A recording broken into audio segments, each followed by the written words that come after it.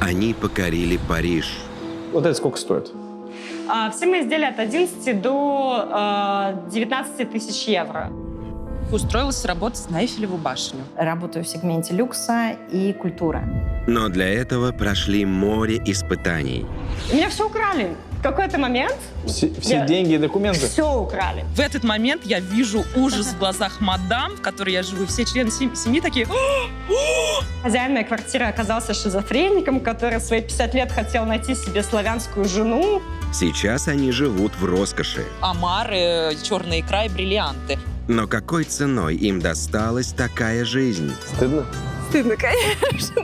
Но мне очень хорошо заплатили тогда. Сегодня мы расскажем 5 разных историй переезда. И вот с чего все началось у Ивы. Я когда переезжала в Париж, у меня был уже план. Мне так не хотелось стресса больше в своей жизни, что я все организовала. Нашла человека, который будет снимать комнату. Вот поступила в университет, продумала, как я буду оплачивать свою жизнь в Париже, еще что-то. Получилось, что через месяц хозяин моей квартиры оказался шизофреником, который в свои 50 лет хотел найти себе славянскую жену, и он пытался меня то соблазнить, то разговорить. Когда приезжали ко мне подружки, он спрашивал, есть ли у них парень. Я вставала, оказалось, что он еще оказался религиозным фанатиком. Он каждое утро просыпалась от того, что он молился, читал какие-то псалмы, и вот это мычание там. Плюс, когда выходил на кухню, он сидел в белом халате, как Ку-Клукс-Клан, и ел чеснок, потому что он считал, что чеснок — это средство от всех болезней, и воняло так, что просто невыносимо. Удивительно, почему он не нашел жену до сих пор. Удивительно, да. Причем он мне говорил, что когда я приезжала, я снимала комнату, как любая студентка, он говорил, ну, ты не переживай, у меня дома никогда нет, я пишу книжку там о буддизме в Китае, не знаю, как какие-то эти, и я постоянно в Франции. В итоге он дома был всегда, он никуда не уезжал, и ему хотелось общения. Вот по типажу это был Жириновский такой вот, то есть говорил, вот эта вся энергия, давай, вот, и что-то пытался мне все время доказать.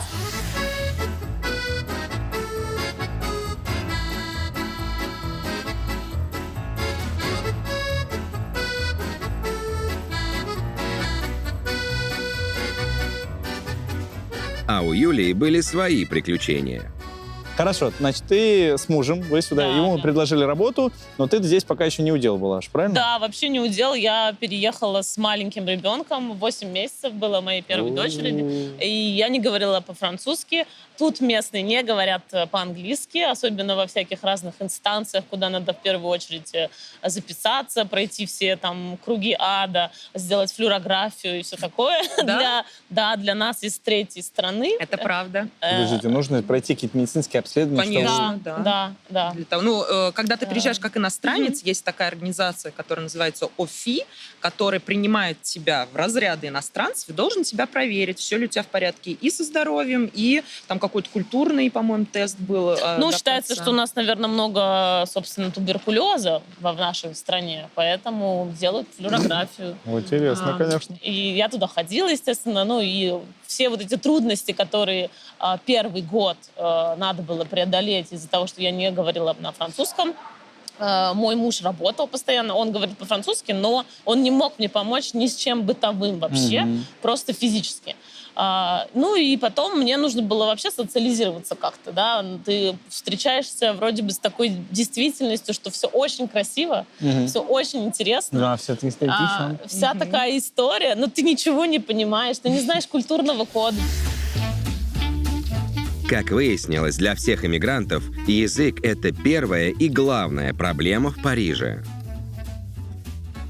Французы, они плохо говорят по-английски, если вы успели заметить Да. уже. Да, у них осталось вот в их менталитете, что французский язык, когда он был языком международным практически, да, вся аристократия, вся знать российская, все говорили по-французски, то есть оно где-то в сознании там вот осталось, и они не хотят продвигаться вперед, что уже давно английский язык в мире главный. Вот, и не особо его учат. Вначале было тяжело, когда я не говорила по-французски, было тяжело, конечно, потому что пытаешься общаться, и люди так, мало того, они замкнутые сами по себе, так еще плохо говорят, то есть вот это была такая стена. К чему нужно готовиться тем, кто мечтают ходить под Эльфивую башню? Ну, французский надо учить. Французский По-английски не получится. Вообще, я понял, что тут даже в кафе ничего не заказывают. Нет. Ну, да. Ти. Они не знают, что такое ти. А что они, как так получилось? Ну, вот, мне всегда казалось, что в Европе, все знают по 6 языков. Что, а тут реально...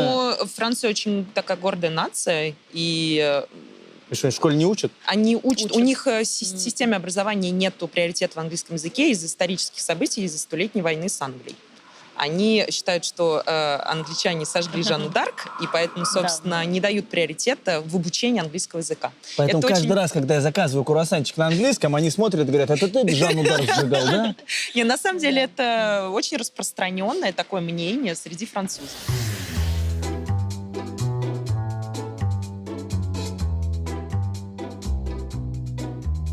Париж, он портится, он теряет вот этот свой прежний такой вот А что происходит? лоск.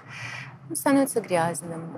Если так обратить внимание, раньше вот не было столько каких-то мусора на улицах, бомжей столько не было. Не было вот этого состояния, какое-то сейчас. Более чисто было, да? Да, было более чисто, более безопасно. Можно было спокойно вечером идти гулять, и никто никогда тебя там... То есть не было...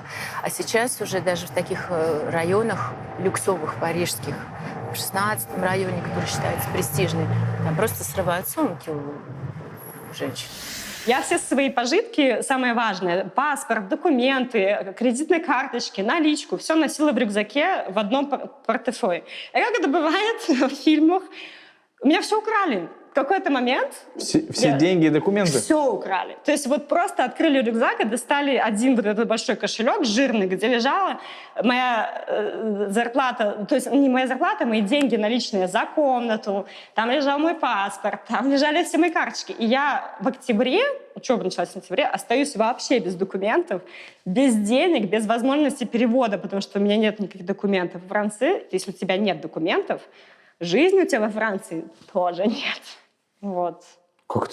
Что ты сделал? Я пошла в префектуру полиции, где стояла с 5 часов утра, 6 дней подряд, в очереди по 7 часов. И каждый раз, когда я подходила к двери префектуры, я ее целовала, потому что мне говорили, покажите ваши документы. Я показывала справку из полиции, что меня обокрали, они говорят, приходите завтра.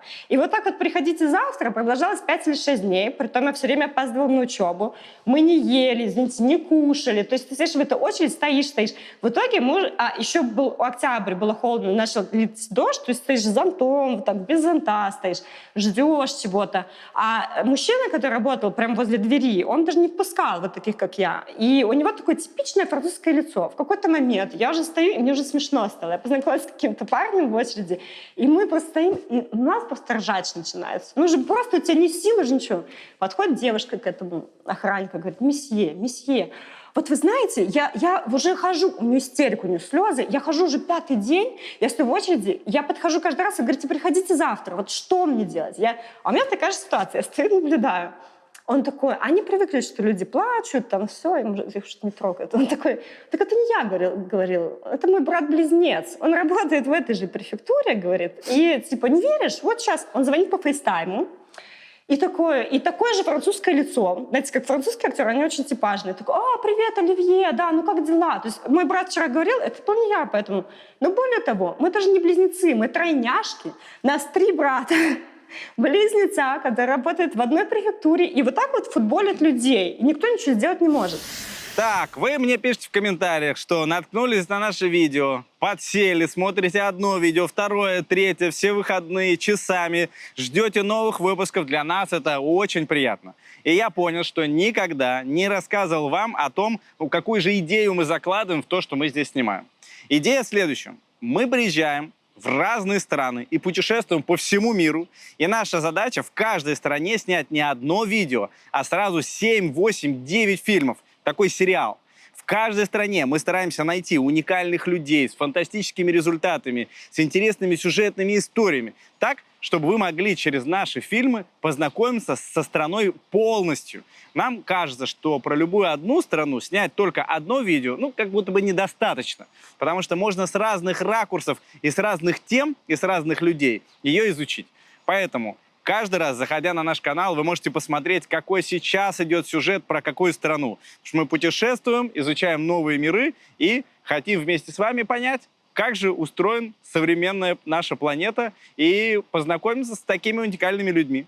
Поэтому, кто из вас любит наш контент и хочет с нами быть поближе, у нас есть отдельный телеграм-чат. Я ссылочку оставляю в описании. Там мы раньше всех выкладываем анонсы новых видео, фотографии с бэкстейджа, опросы проводим, что снимать дальше, куда ехать дальше. Поэтому, если хотите с нами чуть поближе пообщаться, заходите к нам в телеграм-чат и давайте вместе дружить. И продолжаем просмотр.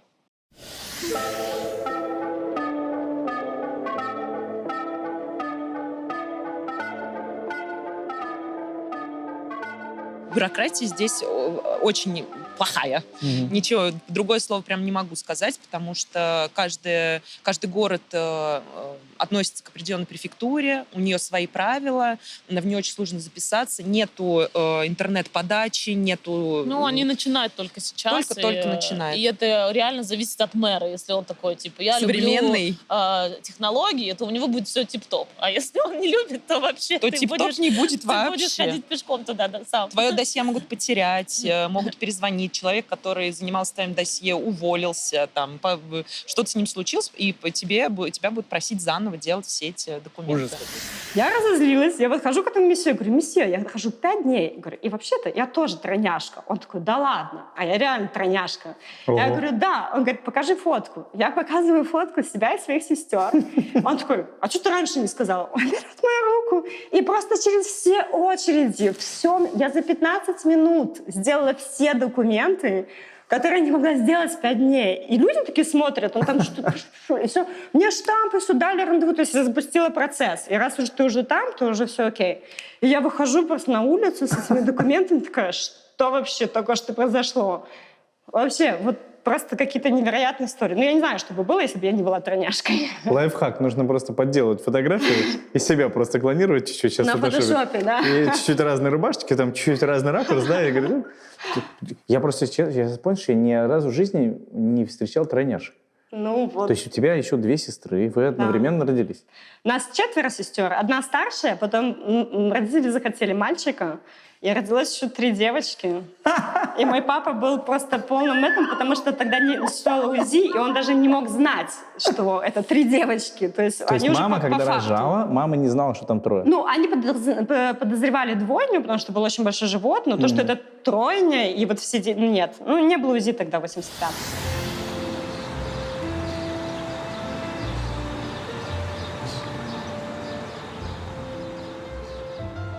Ну и, собственно, я приехала сюда по программе «Помощницы в семью». Есть такая программа ОПР. Это ты приезжаешь сюда не няней, не гувернанткой, но тебя берут в семью как помощница следить за укладом жизни детей. Ну и, собственно, я попала в такую буржуазную семью, разведенные родители, дети, и, собственно, там я училась именно такому французскому укладу. Я же с ним жила целый год, это было великолепно. А ты что делала там? Ты убиралась? Нет, я не убиралась. Я забирала детей после школы, и моя основная деятельность была это следить за ними до прихода мамы. Но я жила в семье. Как няня такая, но с проживанием в семье. Но да? на мне не было педагогической функции. То есть не как няня. То есть такая, я себя называла домправительницей. То есть я... Ну, понятно, менеджер по клинику, я понимаю. Ну, нет, кстати, в мои обязанности не входила уборка и все такое. Просто я следила за детьми, на самом деле. То есть... И в это время в эту программу входило условие того, что я должна была изучать французский язык. И, собственно, я учила французский язык, жила в семье, у меня было такое плотное погружение в французский быт и уклад. Вот, собственно, оттуда у меня есть эта смешная история про фуагру, когда на Новый год, на Рождество я осталась его праздновать с семьей. И, французы снобы относительно еды, вот таких манер и так далее. То есть в любом срезе социальном, в принципе, набор на Рождество будет практически одинаковый. На каждом первом столе будет стоять фуагра. Фуагра — это утиный паштет. Да. И к нему очень трепетно относятся, есть все эти домашние семейные рецепты, которые передаются из уста в уста и так далее. И я по привычке того, что это паштет, стала размазывать его по хлебу. Так. И в этот момент я вижу ужас в глазах мадам, в которой я живу. И все члены семьи такие... Я не понимаю, что происходит. Что с ним делать-то? Что случилось? Как бы я же вроде просто его размазала. Оказывается, фуагру нельзя размазывать на тост, то есть его нужно есть таким вот цельным куском, да, потому что если ты его размазываешь, он каким-то образом меняет свои вкусовые качества. Подожди, что надо? На хлеб? Вот так? Да, Да. положить. Да. Да. И еще сверху варенье чуть-чуть. там, фигового. Луковый Так ж невкусно, его будет конфитюр. слишком много, он Ну жирный. вот я не знала, узнала, и с тех пор это тоже для меня такая деликатная тема, что фуагра теперь у меня не размазывается. Это не то, что мы сейчас в кафешку пришли, набили пузо и погнали. Понятно. Но есть вещи в Париже похуже снобизма. У меня знакомая, я так смеялась, она американка, значит, адвокат, очень хорошо зарабатывает, сняла за 3,5 тысячи квартиру в Море. Море — это вот старинный район, большая квартира, все, и села, значит, вот она в этой квартире, такая красивая, все, она там расставила, декорировала. А как оказалось, что трубы у нее в квартире очень шумные, и ее сосед, у них маленький ребенок. И ей, извините, каждый день стали приклеивать на дверь с угрозами эти вот, чтобы она ночью не ходила в туалет, потому что, когда она смывает унитаз, трубы так шумят, что будет ребенка. И потом еще оказалось, что у нее нет центрального отопления, ей дали одну горелку, вот эту электрическую, которая сжирает весь воздух. И она, значит, сидит красивая в пальто в своей квартире зимой с этой горелкой, и рассказывает, как мне, как И она не терпит, может что нельзя в туалет. ночью сходить в туалет, потому что нельзя смывать. И вся с укладкой для волос. И я смеюсь, она говорит, я за это плачу 3,5 тысячи. То есть она из этой квартиры съехала через месяц. Но у них действительно нет вот этого принципа страдания. Надо, чтобы чего-то там даже добиться, пострадать. Нет, они особо себя не утруждают. И даже если человек ничего не добивается, он будет жить в каких-то таких вот мерках, да, средних, но он не будет от этого сильно страдать. То есть они как бы могут довольствоваться, в принципе, тем, им хорошо, они вышли, у них красота. И так здесь, да. Подумаешь, там маленькая квартирка, ничего страшного, вышел, вот красиво в кафе сел, красиво, твой кофе, твой ужин, там, бокал вина. Вот красота, она все равно как бы есть, и сильно там стараться не надо. Но это есть тоже недостаток французов, потому что они не перерабатывают. То есть если вы уже пришли, и ресторан закрывается, вы не уговорите француза вам сервировать. Или если такси, он говорит, все, я закончил свою работу, говорит, я два раза вам заплачу, отвезите меня в другой конец. Не-не, я закончил. Вот у них есть вот этот вот момент такой, да. Да. То есть даже тут много же ресторанов, они работают с 12 до 3. И потом еще вечерком откроется на пару часиков, и все. Да. Вот нашим взглядом кажется, что это странно. Странно, Ты же деньги да. теряешь. Теряешь деньги. Но вот у них нет этого стремления, то есть добиваться, там, работать, Достигать, вот это, да? там, страдать. Зачем им страдать? Им так хорошо.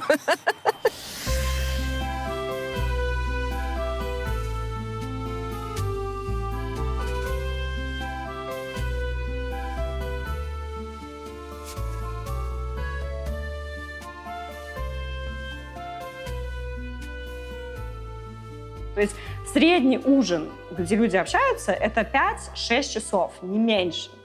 И если ты не дождался десерта, встал и ушел, то все, секира башка. У меня было такое, когда я уже съела столько, выпила столько, что уже сижу, и я не могу больше Уже не лягушек этих общаться. есть невозможно, да? Вообще ничего. И я такая, ребят, я пойду посмотрю. И французы такие, ты уходишь, а десерт?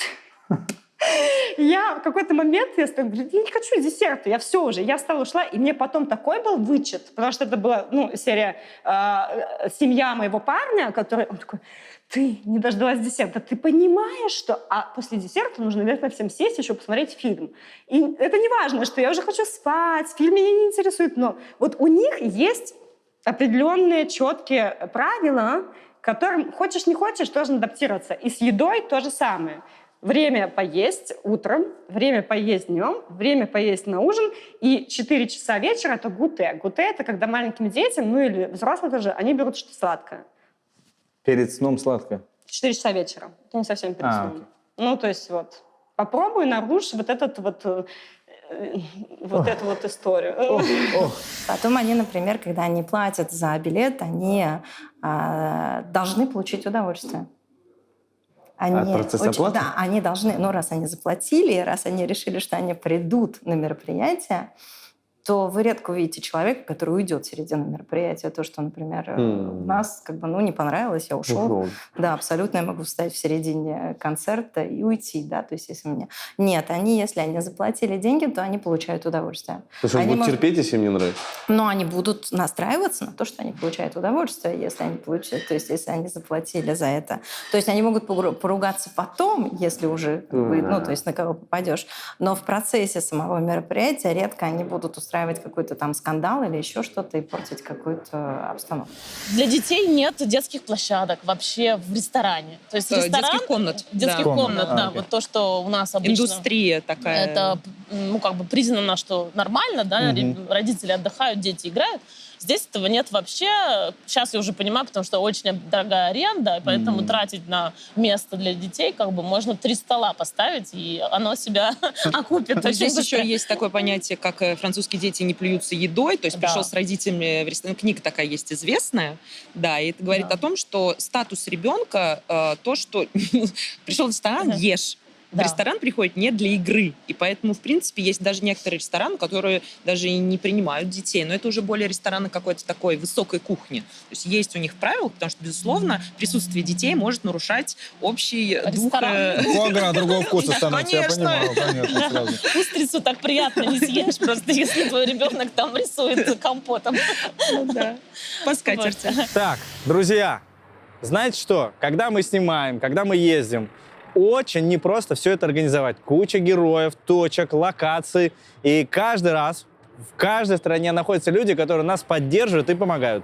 И в частности, это Вова. У него компания, которая занимается трансфером. То есть вы можете приехать в любую точку Европы, особенно в Париже. У него есть машины, водители, которые помогают сделать так, чтобы вы были вовремя и в комфорте. И вот эта прекрасная машина еще и во главе с Вовой везде практически с нами ездит и помогает, чтобы мы приезжали вовремя. За это огромный респект. Ссылочку оставим в описании. Пользуйтесь услугами Вовы и радуйтесь, что мы делаем такой контент благодаря таким людям. Продолжаем просмотр.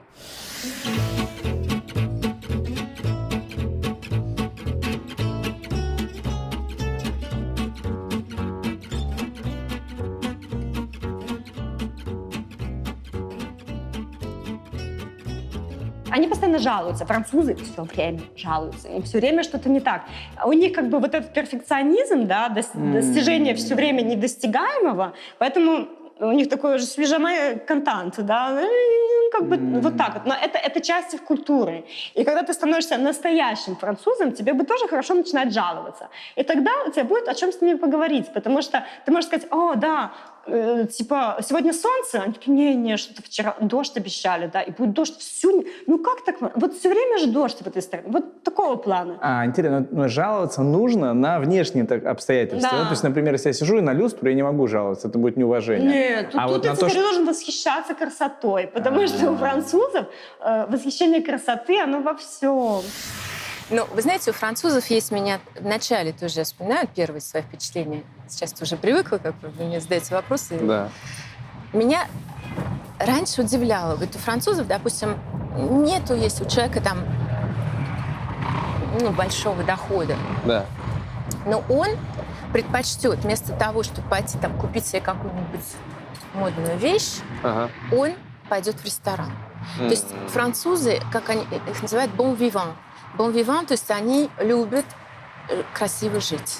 Они любят вкусно кушать, они любят хорошее вино. И если они на весы положат, да, как в России, наверное, менталитет, может быть, сейчас уже поменялся, не знаю, но раньше, по крайней мере, в мое время, лучше вещь, чем пожрать. Чем пожрать. А сожру что-нибудь там. Здесь наоборот. Батон с майонезом. Он будет ходить в одной рубашке, в одном свитере много лет. Он будет обязательно пойдет в ресторан. Это интересно, что вы подметили. Он вкусно покушает, он выпьет хорошее вино. Он пойдет обязательно в кафе выпить кофе свой апремиди, да, или с утра.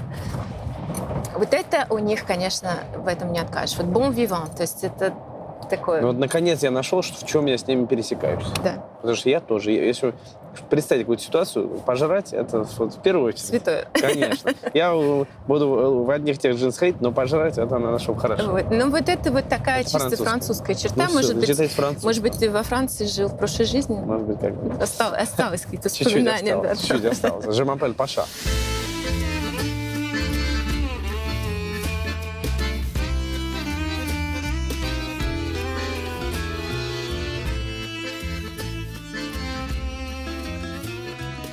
бумаги здесь, это вообще вот система административная, ну, то есть в Москве у меня плюс-минус был паспорт, там, регистрация, и все. Здесь мои бумаги вот растут в геометрической прогрессии вот до таких папок, потому что здесь почему-то они все делают не через имейлы, а через нормальную почту. То есть все документы, все бумажки, все тебе приходит на определенный адрес. И очень важен адрес. И вот этот адрес получить сложно, потому что для того, чтобы снять квартиру, получается замкнутый круг. Нужно хорошее досье. Хорошее досье — это работодатель, твои 3 зарплаты как минимум за последние 3 месяца, твоя зарплата должна быть в 3 раза больше, чем стоимость квартиры официальной, у тебя должны быть 2 гаранта, если вдруг ты не сможешь платить, у которых тоже зарплата должна быть не меньше, чем 3 раза больше, чем эта квартира стоит, и эти гаранты должны поручиться, что если ты не сможешь, то есть кого так найти, это непросто. И ты не можешь иметь досье до того, как ты переедешь, потому что тебе нужно находиться здесь, чтобы все это найти, но без досье ты не снимешь квартиру. Понимаешь? То есть как бы они все делают для того, чтобы по приезду тебе было не сладко, да, то есть как бы и в итоге, конечно, люди находят, снимают как-то через друзей, знакомых, как-то через кого-то, и вот снимают вот такие маленькие комнатушки, то есть это с туалетом в коридоре. Есть такое шоу в Париже, на него ходила, очень рекомендую, если когда приедет кто-то в Париж, называется «Как стать парижанином за 1 час». Да? И там как раз мужчина, который пожив в Нью-Йорке, и он француз, он рассказывает такой, ну да, супер стендап, комедий вообще классный и интерактивный. И он такой, ну да. И вот и ты снимаешь вот эту квартиру в Париже, наконец, так хотела давно, ты сделал это досье, ты собирал гарантов, ты вот снял ее, и ты садишься на этот стул, и вот одной рукой ты можешь одну стенку потрогать, а другой другую, и ты не знаешь, радоваться тебе сейчас или нет. То есть вот так вот. Вот. Было очень смешно, потому что когда ты через это прошел, ты понимаешь, о чем он как бы, говорит. Вот. Но когда ты все это решаешь, и один из таких секретов, можно сказать, который мне говорила знакомая, но я только позже это поняла, говорит, Ив, эти проблемы с документами, все через это проходит. Это огромный стресс, но тебе надо запомнить одно. Тебе нужно просто расслабиться и попробовать, отпустить ситуацию. И делать потихонечку. Она свои права восстанавливала российские, 2 года здесь. Потому что ей никто не отвечает. То ты звонишь, они не понимают, дозвониться невозможно. На сайте взять рандеву невозможно. То есть все вот так вот. И ты такой, да, вообще. А когда ты начинаешь, учиться, вот просто отпускать, и такой, завтра позвони, не дай что-нибудь сделай. И в итоге это очень помогает и по жизни тоже. То есть у тебя меньше стресса, как бы его не меньше, но ты к этому начинаешь... Да. И это вот прям супер важно. Даже, в принципе, для того, чтобы здесь жить, остаться. Или те же доктора, например. Мне как-то не повезло, может быть, но у меня были все педиатры, и любой доктор ужасный сноб. Просто он мне читал мораль, что я не должна кормить своего ребенка грудью и как бы должна прекратить всю вот эту вот фигню. Подожди, зачем прекратить? Это же полезно для ребенка. Я не знаю, есть у такая... них есть такая, именно в пользу женщины, они вообще ставят перед женщиной в роддоме выбор, хотите ли вы кормить. Если вы не хотите, если у вас возникнет... Это на самом деле очень интересный момент, потому что в России такой выбор перед женщиной не ставят. А некоторые женщины, естественным образом, почему-то не хотят этого делать. Поэтому, в принципе, тот момент, что этот выбор ставится перед женщиной, это неплохо. Но, безусловно, иногда есть некоторый такой прессинг, что подумайте о себе, вам скоро выходить на работу. Плюс еще все выходят на работу с 4 месяцев. То есть меня окружали... А декрет оплачиваемый здесь 3 месяца. 3 месяца. 4 месяца, очень... Большинство француженок, которые работали до появления ребенка, они выйдут на работу, потому что очень дорожат своим местом. Подожди, а через 3-4 месяца что с ребенком-то будет? Ясли. Есть разные системы, 3 месяца отдать ребенка? В СССР также было ясли. Поэтому, да, у них осталась эта система. И есть ясли государственные, есть ясли частные, есть нянечки на дому, которые принимают одновременно 3-4 ребенка. То есть тоже это действительно очень тяжело узнать, когда сюда переезжаешь. Мы потом расскажем, чем мы занимаемся, потому что мы создали именно такую платформу, где бы людям, которые сюда переезжают, было бы легче понимать, как здесь все устроено. Уже рассказывай тогда, чем вы занимаетесь. Я просто перед этим, Юля начала уже про врачей. Я хотела добавить то, что здесь врачи же лечат либо долипраном, либо Кока-Колы. Вы знали это? Долипран, что такое? Это и Парацетамол. тот же, да, парацетамол. То есть здесь любое, вот приходишь к врачу, все что угодно болит, печень, почки, глаз, все что угодно, тебе пропишут парацетамол. Здесь Или вообще Кока-Колу. Кока-колу Кока-кола от прописывают кишечника. от Вот всё, что с всего животом, животного. То есть Кока-колы. действительно, ты приходишь к врачу, платишь Да. за его визит 50 евро и говоришь, что мне прям плохо, крутит, голова болит, температура и так далее. Он тебе советует сходить в магазин, купить пол-литра Кока-колы, выпить его. И самое, что интересно, это работает. Не, ну ее так и придумали, собственно. Тут уже можно рассказать историю, что ее сначала в аптеке Спонсор продавали. сегодняшнего выпуска — компания Coca-Cola. Расскажите, пожалуйста, как так произошло, что вы Ты сюда оказалась переехали? здесь? Да. Очень давно это произошло. Я дальше была моделью. Ого. Меня пригласило модельное агентство в Париж. Ого, как это сделать? Вот так вот приезжали в Россию, делали кастинг, и меня пригласили. То есть это вот эти все кастинги, некоторые из них это правда? Да все они правда, но там какие-то, может быть, есть и правда. Но я работала в России очень много. Ага. Я в самом начале модельного бизнеса, когда его еще как такового не было, то есть такие вот корпоративные, какие-то кооперативные были. Я была на всех календарях, я делала даже рекламу МММ. Я была первое лицо МММ. Вы первое лицо МММ были? Раньше Лени Голубкова? Раньше не было? Ничего, вот это да. Да. Стыдно? Стыдно, конечно. Но мне очень хорошо заплатили тогда. Ну, Я рада, что конечно. я не осталась, потому что мне предлагали продолжать. Ага. У меня был выбор уехать уже в Европу. И я все-таки выбрала Европу и не продолжать. И я очень рада, что я ушла от этого.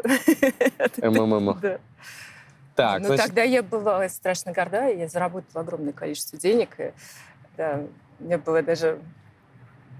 у меня была куча поклонников. Все грузовики были обклеены, вырезаны задняя страница огонька с моей фотографией. Там ужасные фотографии, конечно, очень смотреть, но все грузовики вот обклеивали вырезанными задними обложками огонька. И у меня один был друг, он и есть в Москве, который мне один раз звонит. Илона, я тебя очень прошу, ты можешь, вот я сейчас подъеду через 15 минут, ты можешь просто выйти из дома, я к твоему подъезду подъеду, просто выйти, поздороваться. Я тебя очень прошу, пожалуйста. А погода была плохая, как-то уже вечер, холод, и все. Я так, зачем? Я тебе потом все объясню, но я тебя очень прошу, вот по-дружески сделай мне вот это. Я говорю, ну окей, ладно. Выхожу через 15 минут, стоит огромный грузовик, друг мой и водитель грузовика, который на меня вот так вот смотрит так. Ну вот видишь, она, я же говорила, она. Все. Здрасте, здрасте. Очень приятно. Мне тоже как бы все. А потом он мне объяснил, у него не было денег на переезд мебели. И он договорился с водителем грузовика, говорит, ты мне перевези, я тебя с ней познакомлю. Что такая была история. разменная валюта такая Да. была, да? Интересно. Ну, он со мной познакомился, все, ему было приятно, что вживую видел. Да, вот. Ой, это Ну, такие комедия. истории. И, значит, вы так работали домправительницей, и потом как оттуда сбежали? Я стала искать другую работу Мгм. и устроилась работать на Эйфелеву башню. У меня есть такой опыт, да. Продавщицей Вау. в маленьком магазинчике на 2-м этаже, где продавали круассаны, кофе. То есть это маленький бутик, вот всякой выпечки и так далее. Мне очень нравилось. То есть я 2,5 года там проработала по выходным как студентка, и там познакомилась с своим будущим мужем. Он пришел клиентом. А нет, он тоже там работал. То есть это Ага. такая служебный роман А у нас откуда он? случился. Кто он? Он француз, он с юга, он вырос в городе Авиньон. И приехал сюда тоже студентом, и тоже для него работа на башне была в качестве студенческой подработки. И все, а потом... О, то есть это, значит, ты круассанчики, значит, на Эйфелевой башне кого-нибудь раздаешь, он там кофеечек наливает, и вы такие рядышком вместе, и шук ты. Да ладно. Все. Сколько вы уже? 10 лет. Ну, прикиньте, такое бывает. А вы говорите кино. Никакое нахрен кино. Ну, Вот оно. Вот оно, правда жизни. Но пора бы узнать, чем же сейчас занимаются наши героини и ради чего проходят через все трудности иммиграции. Чем же вы занимаетесь все-таки? Что же вы делаете? Рассказывайте. Ну, в общем-то... Вы вместе работаете? Мы вместе работаем. вместе, да. но прежде чем сказать, чем именно мы занимаемся, мы уже рассказали, как мы тут во Франции оказались. Так. И, в принципе, каждое до этого места работы мы уже делали такую подготовительную работу, которую мы потом провели.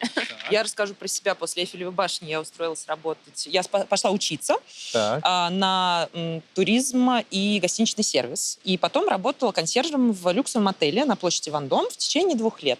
Мне очень, конечно, понравился этот мир, большое количество историй, клиентов, такой дом большой. Вернее, отель сам был маленький, там было всего 29 комнат, но историю этого отеля там с 18 века. И когда к этому прикасаешься, конечно, становится вообще просто невероятно.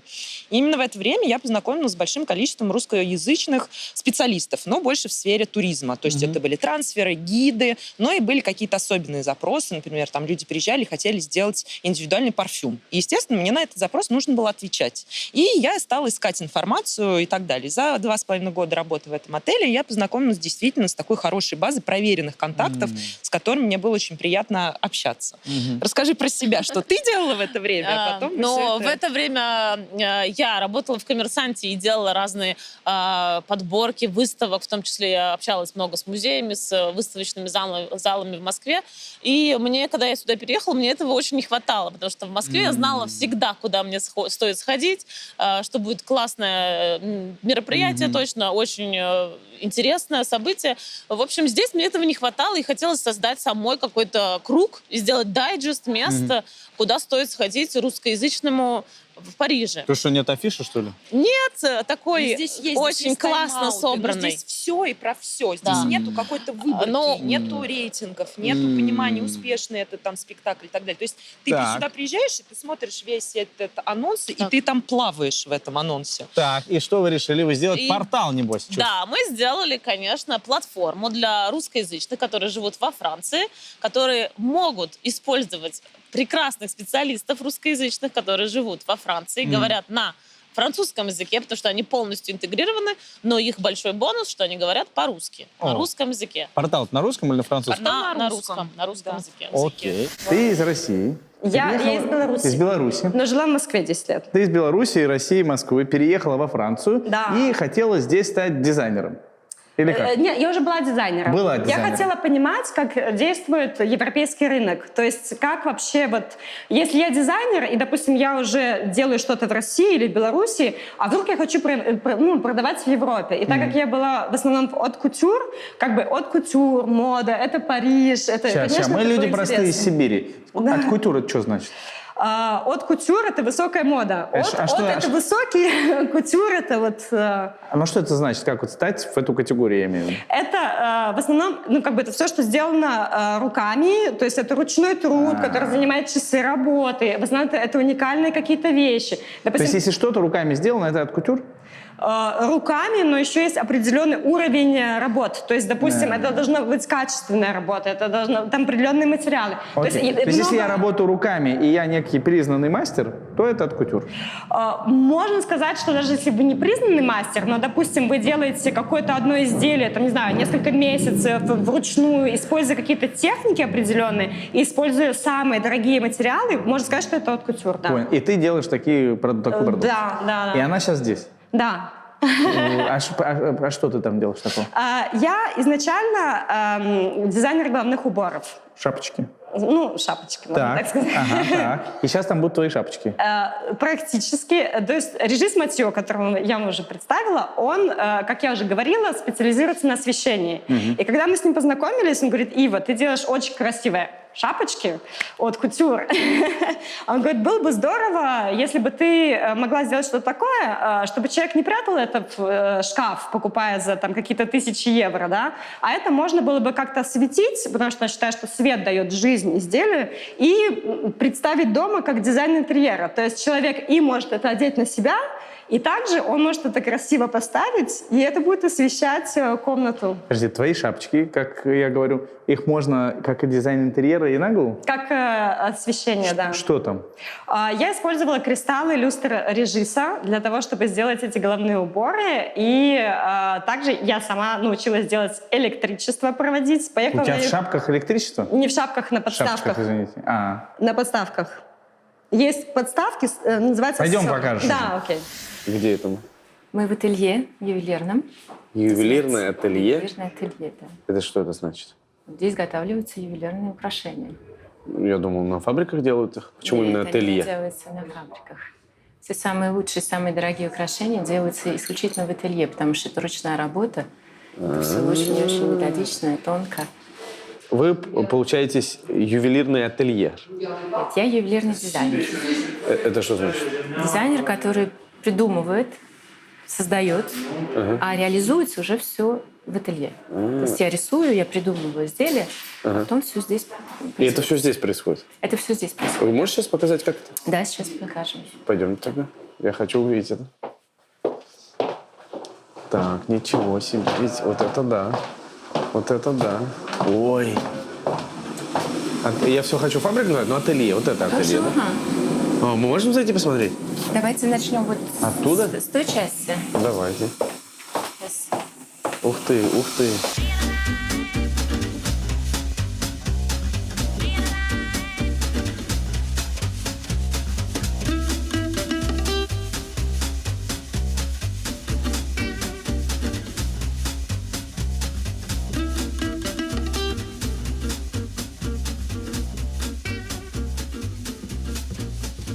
Это ваше делается? Это мое, да.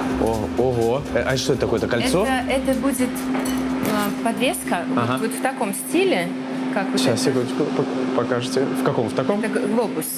Такой Ого, совершенно. это глобус? Да, А можно покрутить? да, можно. Вот это да. Это с бриллиантами. Это тяжело, нет? Таскать-то? Нет? Нет? Ну, если... Я извините. Если что, можно защититься. А можно я тоже померю? Конечно. Видите, у меня пальцы такие. Это если... Он вам удачу принесет, потому что Удачу глобус- принесет? Глобус — это знак фэншуй как раз для людей, которые в коммуникации. Людей, которым нужно, чтобы о них узнал весь мир. И вот этот крутящийся глобус Это мне нравится. это такой, да, очень знак нужный для таких людей, как вы. Ну, хорошо, я сказал шапочки, ты посмеялась. Как правильно? Головные уборы. Головные уборы. Ну, вообще, если еще самое правильное, это головные украшения. Потому что то, что вы сейчас увидите, больше похоже на украшения. Они называются бижу де тет. Бижу — это Извини. украшение. Вот этот светильник — это шапочка? Головной Нет, но подставка похожа на то, что я сделала. По сути, Хорошо, идея где та твой же. продукт уже? Вот там. Подожди, вот это? Да, это все в моей Подожди, вот это на шапочке. голову можно одевать? Да, это снимается как тиара, Я- и она идет вокруг головы. Можно снять? Я могу попробовать, да. А ты боишься, что это я сломаю, да? свой? Нет, просто я давно это не снимала, и как бы вот. Так это Зевс.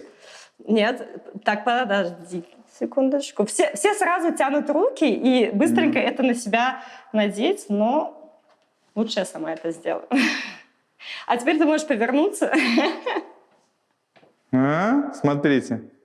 Теперь надо еще Пришел к бокал успеху. вина. Парень пришел к успеху. Это все, кто в Дубаях хвастаются, теперь я приду такой и сразу, да? А есть люди, кто реально ходит вот в таком? Ну, на ивенты, да, на какие-то ивенты, которые там происходят, они одевают и заказывают, допустим, ковровые дорожки, Просто я свадьбы. единственный ивент, который представил сейчас, мы в Израиле снимали одного парня, который днем был Алекс, а ночью Алекса. Окей. И он устраивал Знаю таких. BDSM-вечериночки такие. Окей. Это вот для этого? Вот люди эксцентричные, да, которым нужно внимание, для них это идеально, потому что они обожают головные уборы, и, допустим, Burning Man, далеко ходить Да. не надо. Все одевают что-то, все хотят быть... Конечно, для этого это тоже может быть использовано, да, но, конечно, это не то, чтобы на каждый день, хотя, если ты хочешь ходить в этом каждый день, пожалуйста, даже можешь круассаны покупать в кафе, тебе никто ничего не скажет. Ну ладно, можно снять саму? Давай лучше сама. Не вызвал я у тебя Ты пока пока еще доверия, я пока нет, понял. да. Так, Друзья, поскольку вы пишете в комментариях, что вам нравится то, что мы делаем, нравится наш контент, хотя, конечно, не все, некоторые ругают, но тоже нормально бывает. Так вот, поскольку мы снимаем travel, ездим, путешествуем, то вообще-то вы должны знать, что это сделать нелегко. Нужно организовать перелеты, проживание, пропитание, операторы, меня привезти. Всем все это заранее нужно со всеми договориться. Работа большая, поэтому напишите в комментариях, как вы благодарите нашу команду, потому что они будут видеть, что вы цените труд всех. А то пишешь, что Паша молодец, что Паша, я вот столько вопросов задаю, а все остальное делают умные люди. Так вот, и каждый раз, когда мы приезжаем в какую-то страну, нам нужно где-то жить, потому что это все стоит очень недешево. Но в каждой стране появляются люди, которые нас выручают. Да? Ну, куда вас девать? Спасибо тебе за это большое. И так вот, И такие люди занимаются не только благотворительностью, но и делают еще прекрасные проекты. Ты вот что, например, делаешь? Я занимаюсь недвижимостью уже достаточно много лет. Вместе со своей командой подбираю элитные объекты недвижимости в Париже и округах. То есть если люди хотят купить дорогую элитную недвижимость в Париже, например, то это к тебе. Только ко мне. Супер. Ну, ссылочку мы, конечно, оставим. Заходите, посмотрите, напишите, и можете обратиться, если вам нужна дорогая, крутая недвижимость. Это никакая не реклама. Сразу вам говорю, а то пишите, у вас реклама. Это не реклама. Это благодарность за то, что люди нас поддерживают и помогают. Поэтому, если в вашей стране вы тоже хотите нас поддержать, напишите нам. Мы всегда будем только рады с вами дружить, и, может быть, познакомимся. Продолжаем просмотр. Конечно, мы собираем в первую очередь всех специалистов, которые работают здесь. И главное, что они официально трудоустроены. Для нас это очень важно. И, естественно, это работает вокруг культуры, вокруг анонсов, вокруг всего интересного, что происходит во Франции и в Париже, в частности. На данный момент платформа называется «Сарафан Бюро». Мы не стали ходить далеко и решили сыграть на ассоциации в сарафанное радио. И на самом сайте это каталог специалистов, где сейчас там 17 рубрик, но, я не знаю, вам нужно, вы даже приехали сюда, я не знаю, вам нужна фотосессия. Так. Вы идете в рубрику «Фотографы», «Видеографы» и находите нужного вам специалиста. Или если вы здесь живете, и вам нужен гинеколог, психиатр, вообще юрист, любой остеопат, массажист, потому что в первую очередь мы ориентируемся, конечно, на местных. И мы сделали это во время ковида и ориентировались на тех, кто здесь живет.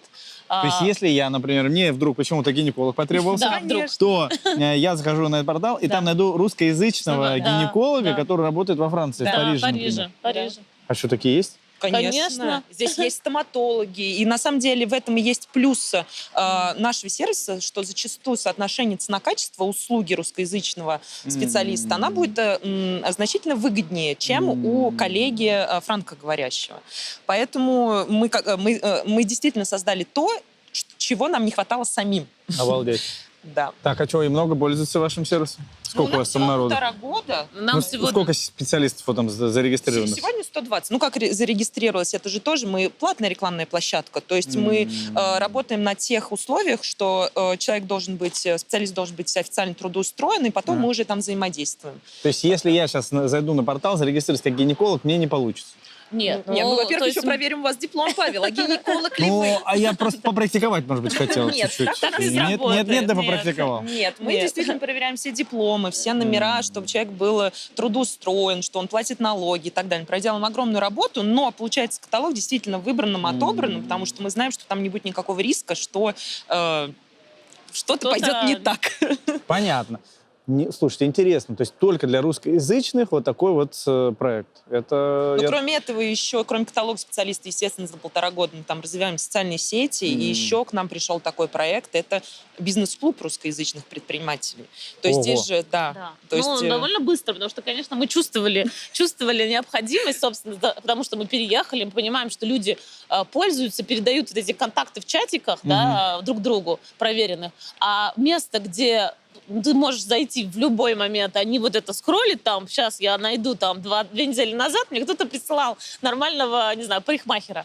Его можно найти в одном месте. Потом пришел, конечно, большой, крупный бизнес, потому что видят, как мы работаем, что мы делаем все, у нас все по календарю, все каждый раз выходит качественные материалы, потому что мы стараемся делать статьи, интересные, развивать темы, сюжеты. Очень много людей здесь интересных живет в Париже. Конечно, и во здесь Франции. такая культура, и наши культуры, и русская, и французские, здесь очень сплетены. Здесь есть такие места, как консерватория Рахманинова, которая через 2 года будет праздновать 100 лет. Здесь есть ресторан исторический а-ля Вильдо Петроград, которому тоже 98 лет.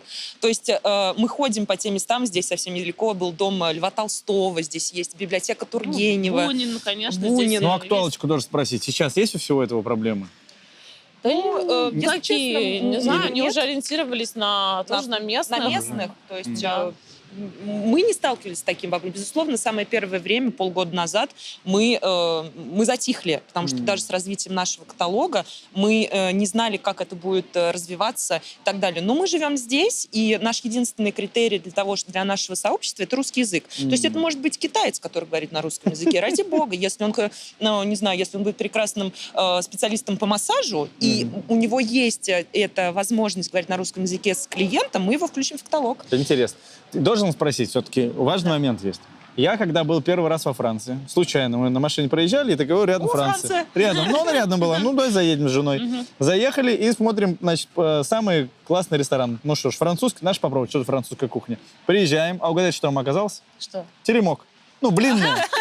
Ну, блинные. Мы просто не посмотрели меню, просто там много оценок, хорошие отзывы, французская кухня. Правильно, там блины жарят. Да. Но это было давно уже, я бы удивился. Все-таки блины — это русская или французская? И русская, И французская. Тут есть и крепы, которые делают из гречичной Не, ну креп муки. это другое. Да. Все-таки откуда раньше? Не знаю, не потому что знаю. они вообще, А они тут лепешки все называют делают блины, народные, это наши ну. маленькие оладушки, которые они едят с икрой. Ну. То есть такая культура, например, на Масленицу они тоже жарят блины. И именно вот таким слоями и так далее. Поэтому тяжело сказать, придем домой, первый? погуглим, у нас будет Да. домашнее Так, задание. друзья, значит, кто у нас умные, эрудированные люди, не то что мы, да?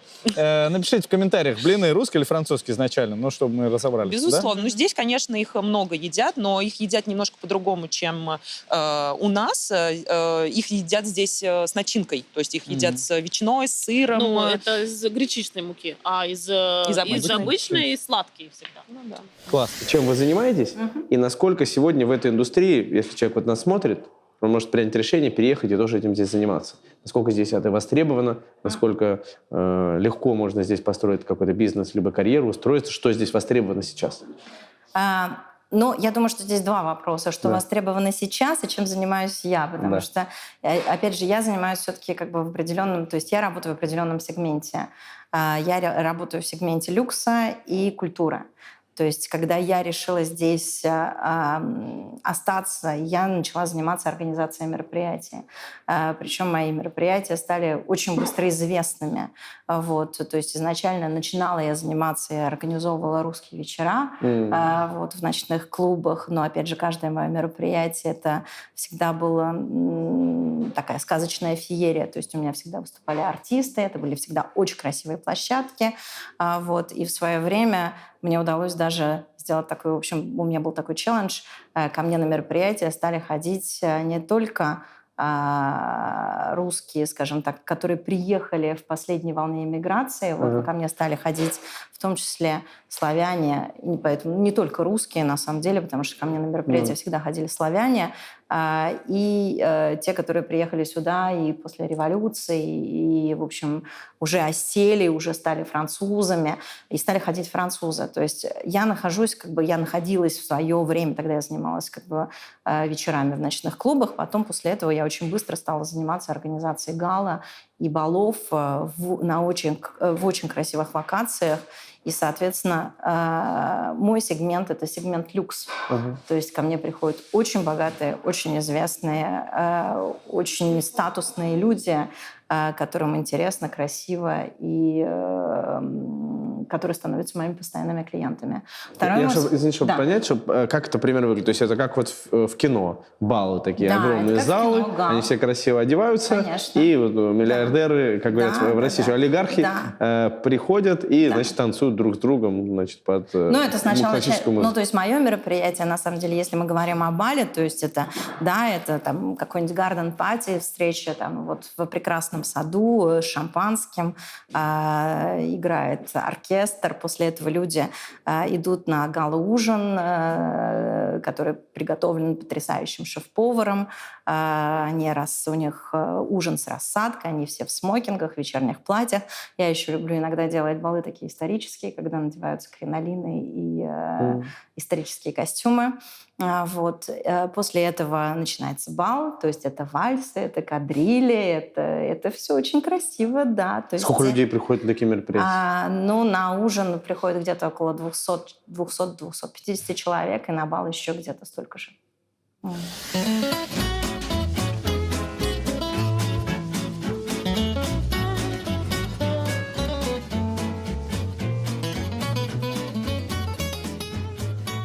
Я чувствую твой настрой, что ты...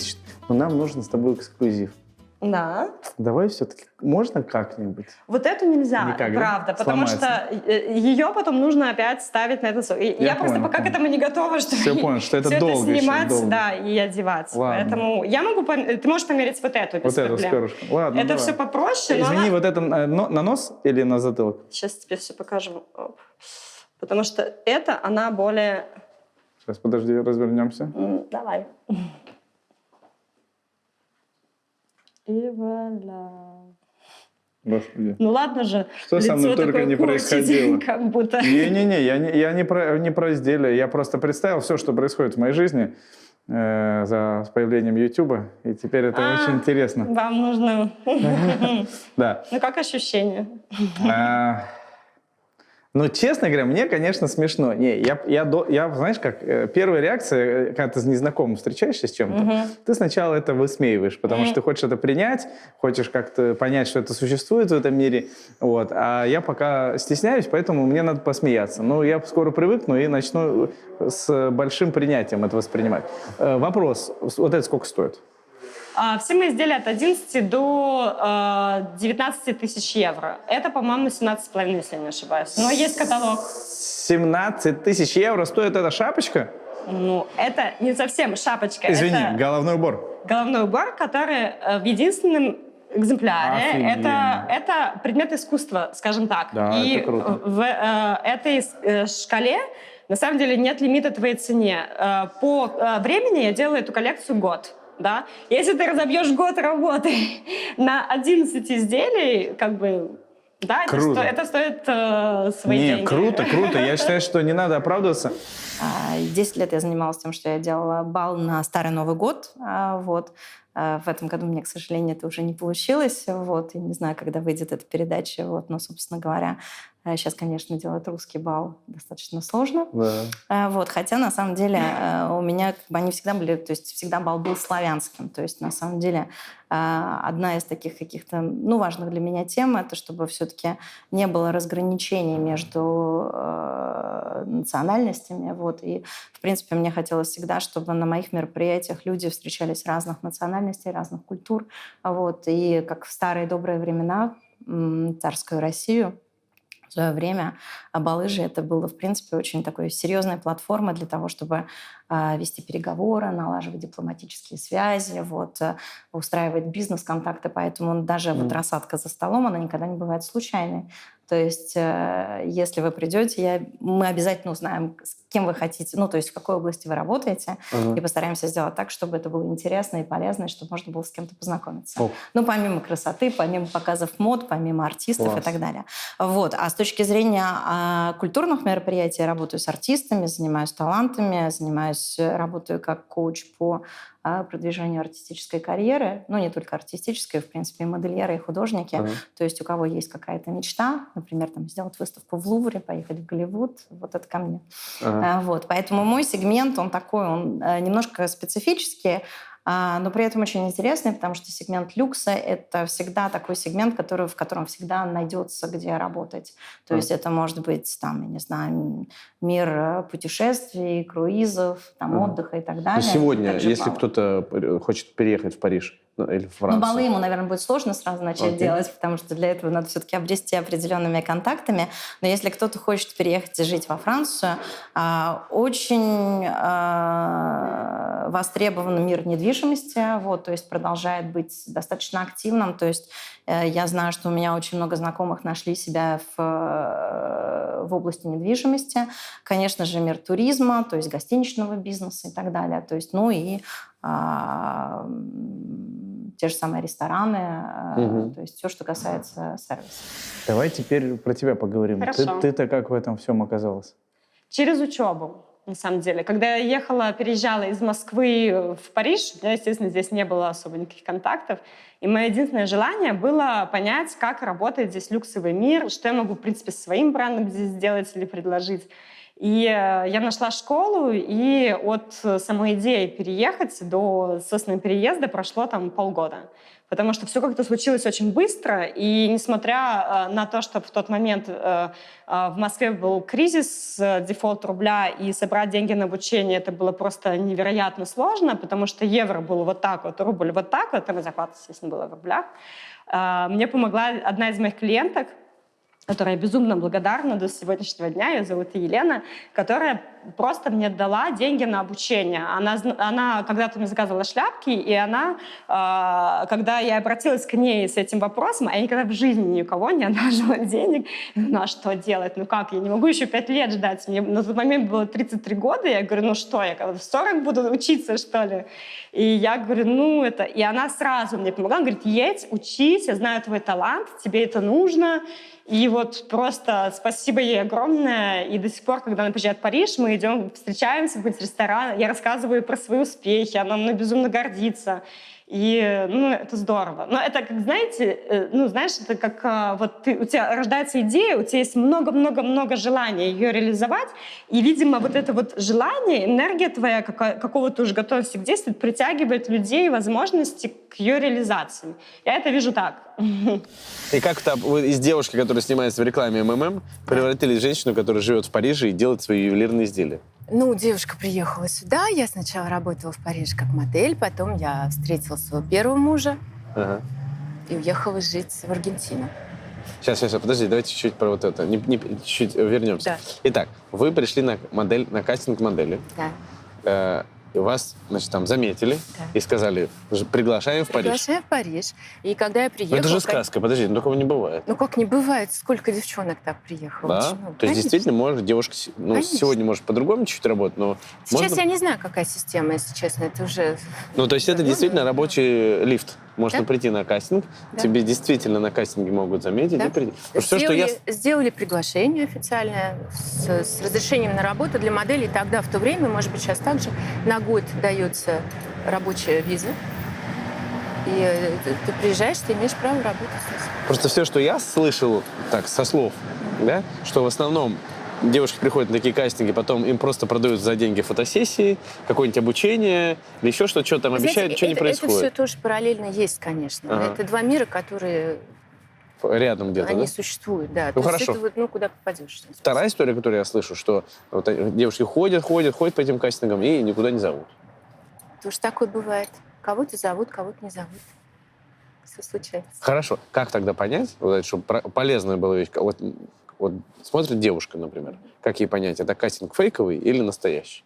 Ну, во-первых, агентства, которые настоящие агентства, они существуют, о них можно легко узнать, у них есть сайты, о них много информации, у них с ними работают известные модели. То есть как бы это все можно увидеть. Ну, на сайтах сейчас, я уверен, что вот этих всех фейковых кастингов тоже зайдешь, там тебе все модели будут нарисованы. В принципе, труда нет сайт нарисовать. Ну, сейчас настолько много информации, что можно узнать все, что хочешь. Если потрудиться, немножко посидеть, познавать, позвонить, написать, спросить у других, там, интересоваться, то можно... В общем, нужно изучить репутацию вот этого агентства, которое все организует, чтобы не попасть к и понимать, что оно действительно существует. Это просто надо уметь проверять, а не первое бросаться, что тебя позвали на кастинг. Конечно. Окей. Значит, вы прошли кастинг, вас пригласили на работу, и вы сюда поехали работать. Я сюда приехала. Вам не страшно было? Ну, конечно, немножко было страшно, когда я приехала. Во-первых, не говорила по-французски совсем, ну, по-английски, и то так, ну, не в совершенстве. А сколько вам лет было тогда? 19. 19-летняя девочка, без знания языков. Во Францию? Да. Ну, мне кажется, большинство бы испугались на вашем месте. Но знаете, Моделью. когда вот бывают ситуации в жизни, да, что есть какой-то шанс что-то такое сделать, потому что там, в России, я уже это сделала. МММ я уже сделала. Там уже выше не было, понимаете, на тот момент. Круче МММ ничего не было. Да. Вот. И тут такой шанс предоставили. Думаю, я поеду, посмотрю, я ничего не теряю. Ну, не пойдет, всегда можно вернуться, правда? Билет всегда можно купить. Первый раз попала в Париж, когда мне было 2 года. О. Вот, то есть фактически в сумке. Папа дипломат, поэтому он работал в ЮНЕСКО, и меня привезли еще когда было не совсем можно ездить куда-нибудь. Вот. И потом, ну, с разными периодами Москва, Париж, Париж, Москва. Вот. Но я думаю, что в общей сложности лет 25-то точно. Ну, вот мне хочется понять этот момент, когда вы приняли решение, что все, точно, переезжаю на постоянно. Естественно. Переезжаю на постоянно, когда я... Интересный вопрос. Я думаю, сколько же мне было лет. Но не будем вспоминать, сколько мне было лет. Я приехала сюда учиться. Сначала закончила учебу в России, а потом приехала сюда, получила мастер по менеджменту в области культуры вот, в Дофине. И начала делать разные интересные мероприятия. Поняла, что уже не поеду обратно. Ну, то есть поеду, но уже не так Как часто. турист. Но уже не так часто. Вот хочется понять вот этот момент принятия решения. То есть что стало ключевым фактором, почему вы решили, что для вас лично там, Париж лучше, чем там, Москва или Питер?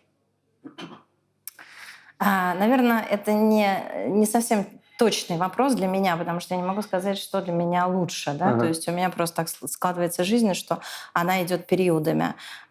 Просто наступил такой период в жизни, когда я поняла, что мое место здесь, и открывались все двери для того, чтобы организовывать разные мероприятия. Были интересные предложения, потом у меня здесь жили родители, поэтому для меня это было фактически очевидным, что я остаюсь здесь, ну а потом еще и влюбилась, и вышла замуж, и так далее, и понеслось. То есть это скорее такие рабочие возможности плюс личная жизнь. Конечно. И они здесь как бы проявились больше, чем в другом месте. Да. И поэтому, значит, Да. мир зовет. Так Да, сказать. именно так оно и произошло. Вы сколько здесь живете? Я 7 лет. Я 12.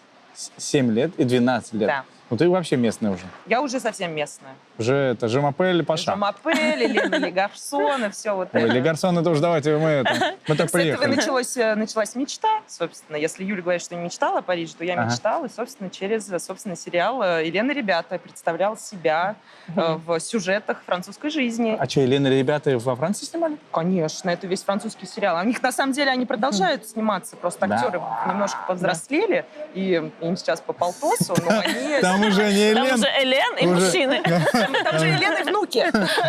Елена, какие сегодня таблетки будем пить? Блин, это же вообще, ты как сказала, это из прошлого. Конечно, из Ничего очень раннего. То есть ты прям мечтала о Франции, все время хотела? Я не то, что мечтала, мне казалось это очень красиво. И поэтому, мне кажется, вещи так и стали происходить само собой. В школе я учила французский язык, лямур, пердю, тужур, абажур, вот это вот все. Ну и потом приехала сюда учиться. А сколько тебе было лет, когда ты переезжала? Ну, уже после университета мне было 22. Теперь можно посчитать, сколько мне лет. То есть тут женщина волнуется на этот счет, да? Нет. совершенно. Или это следствие Здесь славянской крови? прекрасная старость. славянских... Мне 45, парнишка, иди сюда. Вот так, да? Нет. Нет? Здесь нет никакого... А это немки, извините, я перепутал. Здесь нет никакого блока у людей говорить свой возраст. Да? Да. Окей. А давай мужчины французские взять. Русского мужика или белорусского? Окей. И француза. Чем они отличаются? Что ты так смеешься? Хороший вопрос.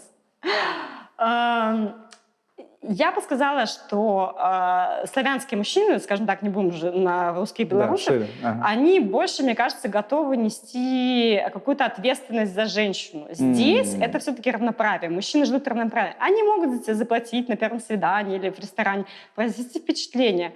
Но это впечатление. И то, если они захотят. Потому что, в принципе, многие женщины, они сами не хотят, чтобы за них платили, чтобы им подавали пальто. То есть их понимание — это показатель слабости, а они здесь слабость не любят. То есть вот этот сильный образ Коко Шанель, что вот, он как бы здесь во всем... Я была... Да, пальто. Вот так, да? Ну вот, нет, не совсем. Допустим, пример. Я была в метро, и пара, да, видно, мужчина, женщина, молодые, и женщина стоит с тяжелой сумкой, освободилась в одно место, и парень садится, девушка стоит с этой тяжелой сумкой. Он такой, может, ты мне сумку дашь показывать? Она такая, нет. И сумку так натягивает. То есть она мало того, что стоит, она не села, парень сел, она еще с этой сумкой стоит, и она прямо вот так вот ее прижала, типа, ни в коем случае не... А ему просто на колени поставить. То есть вот я сижу такая, и меня, окей, хорошо. Есть французские мужчины, которые путешествуют и понимают, что есть По-разному. разница. И они могут адаптироваться на каком-то периоде, но когда доходит до момента, вы парень и девушка, вы знакомитесь с родителями, у вас какое-то начинается уже что-то общее, опять все возвращается к тому, с чего начиналось. То есть если ты хочешь жить в этой стране и иметь семью, отношения, в какой-то момент ты должен адаптироваться. И это совершенно нормально, что женщины платят, там, не знаю, даже если женщина живет у мужчины, это нормально, что она платит за часть коммунальных. Или там. То есть нет такого, что вот полностью мужчина обеспечивает. То есть они этого не любят. У них просто такого нет. Когда в славянских странах плюс-минус это такая норма, у кого-то больше, у кого-то меньше, но у меня ощущение, что мы все славянские девушки приезжаем сюда со знанием, а я вот такая. Подожди пару лет, и как бы потом ты станешь другая, потому что, То, что ты перечисляешь, я раньше это ассоциировал с феминизмом, что вот это вот есть женщина, которая... сумку держать, когда кто-то сидит, это просто нелогично. Здесь это не про права, это просто неудобно. Но любой, кто сидит, ему проще держать сумку. Ну вот они как-то все время хотят показать, что они достаточно сильные для чего-то. И я общалась здесь с девочками, там, 12 лет, школьницами, по поводу той же темы, и они говорят, что им в школе даже про это рассказывают, что женщина должна быть партнером, она должна вот подставлять плечо мужчине. И в итоге мужчины достаточно такие, как сказать, они умственно, они как бы интеллектуалы, они хорошо одеваются, они следят там, за, что не всегда, Русский. как бы, да, там, обувь, волосы, там все нормально. Но они немножко женственные, то есть в них не хватает вот этого вот такого, как для меня, да, то есть, для славянских, такого. Да. Они не все такие, но очень много, то есть, и они какие-то такие вот немножко субтильные, немножко такие вот, тестостерона не хватает такого иногда.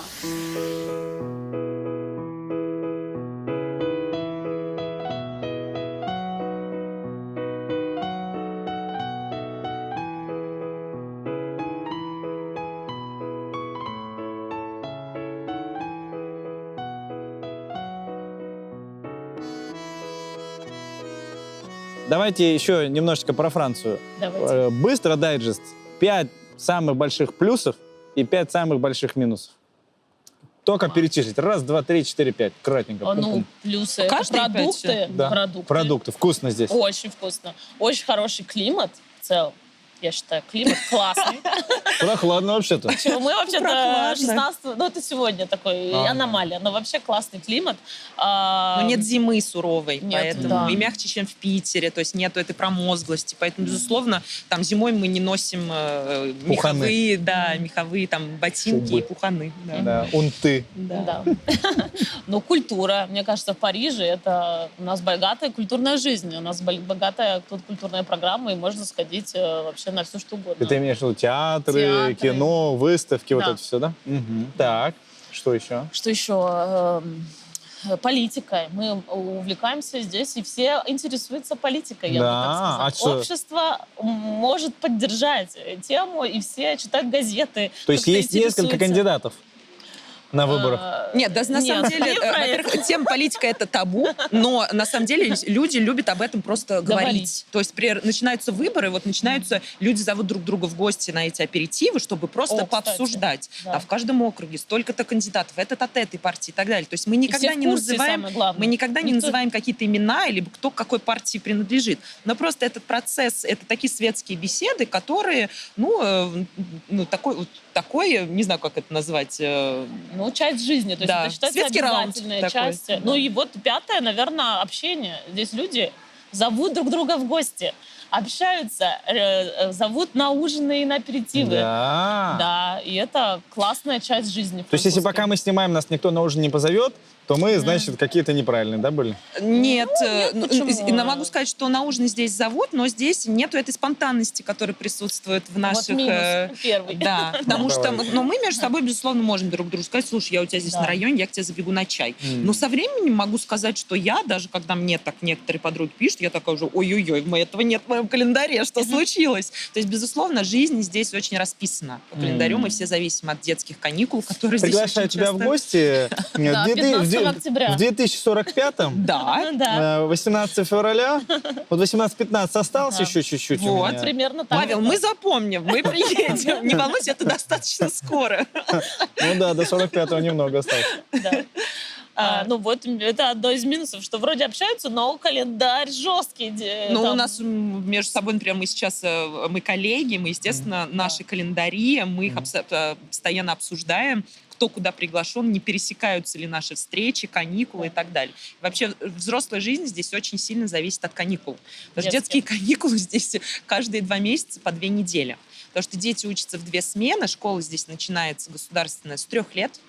И поэтому каникулы, вот мы сейчас только начали 1 сентября, вот 18 октября уже каникулы. 2 недели. Ты что имеешь в виду? В смысле, с 8 утра до 16:20 в 2 смены. В нашем понимании 2 смены, потому что мы же учились в 1 смену, с 9 до часу, потом домой, либо с 2 до 6. Сейчас... Давайте линию держать про минусы. Да, про минусы. Про минусы. Спонтанности нет, да, вот этого, Да. что подошел, ну что, Васька, сегодня бухнем, и все погнали. Нет такого. Еще Ну, что? есть, У на нас самом в жизни деле. есть, но у француза На не француз будет. нет. ладно. Окей, еще. Банковская система Так. больше довольно такая... Ну, сейчас они нагоняют примерно, что вот тех классных сервисов банковских, которые есть у нас. Ну, то есть ты делаешь покупку, и обычно тебе сразу приходит либо смс, либо ты видишь списание. Во Франции нужно 3 рабочих дня увидеть, Да. чтобы это у тебя произошло Но списание только на вот твоем сейчас счету. они добавляют эти опции, что и ты должен галочку поставить, когда договор заключаешь, что ты хочешь знать о том, что ты потратил эти деньги сейчас, на момент. Или Не расстраивает, да? передать друг другу деньги, например, заплатить. Это вообще нужно скачать отдельное приложение. Здесь нет вот этого, знаете, когда все в такси едут и смс-ки друг другу, там, ты заплатил за ужин, там, вот это все, здесь очень все это сложно, тяжело передать друг другу деньги. То есть PayPal это, наверное... Ой, спасибо, пожалуйста, спасибо банковской системе, Да. которая бывает. Так, это, кстати, вот действительно, ну, есть же вот в менталитете, там, вообще всех, и русских, соседних стран в том числе, что, ну, вот, все там где-то лучше. А вот настолько у нас банковская система Банковская продвинутая. система просто офигенная. И ну, там номер даже, один в мире, я и думаю. даже бюрократические моменты и все вот эти приложения, которые существуют во Франции, во Франции Услуги этого там. нету, да. И здесь этого нет. Мне через вас хочется понять такие основные пункты. Там, 5 плюсов в Париже, жизни в Париже, относительно, там, например, Москвы. Почему здесь классно для вас? Павел, какие вы сложные вопросы задаете. Я не ожидала, что будет так непросто. Не, я шучу. Какие плюсы? Я бы сказала, какая разница основная. Наверное, Ага. давайте так, не Давайте. будем плюсы, да. Ну, во-первых, в Париже гораздо спокойнее. Что это значит? Ну, в Москве для меня все движется за скоростью просто какой-то совершенно невероятной. Вот, и это здорово, я это очень люблю. Вот. Но на самом деле в России, в Москве совершенно невозможно что-то прогнозировать. Тогда как во Франции, в Париже, в принципе, это еще пока возможно. Ну, правда, в условиях нынешней реалии уже ничего невозможно. Вот. Но, по крайней мере, жизнь гораздо более спокойная. То есть ты знаешь, во сколько ты встал, во сколько ты лег, во сколько ты пообедал. Ты можешь запланировать свои встречи сильно заранее. Я помню, когда я начинала заниматься гастролями артистов, меня удивляло, я отправляла какие-то письма на какие-то фестивали, мне отвечали там год спустя и предлагали даты года через 4. Вот. То есть для меня это казалось просто В полным смысле, безумием. мероприятие через 4 года? Да, мне предлагали заблокировать моих артистов там, через 4 года. Вот. Это Ну, не то есть шутка. Это не шутка. Нет, это правда. стандарт. Это правда, да. То есть это нормально. То есть у них все достаточно долго, редко когда быстро, да. То есть они не любят делать что-то очень быстро. То есть вот так вот прийти к ним и сказать, можно мы здесь сделаем интервью завтра? То есть это, в принципе, необычная ситуация. Они не любят таких вещей. Вот. И в этом есть плюсы, есть минусы. То есть плюс в том, что ты можешь заранее какие-то вещи продумать и запланировать. Минусы, что с нашей славянской, скажем, с нашим славянским характером мы любим Спонтанности нет. спонтанность, да. Вот. Второй плюс жизни во Франции, ну, наверное, то, что все-таки Париж очень красивый город.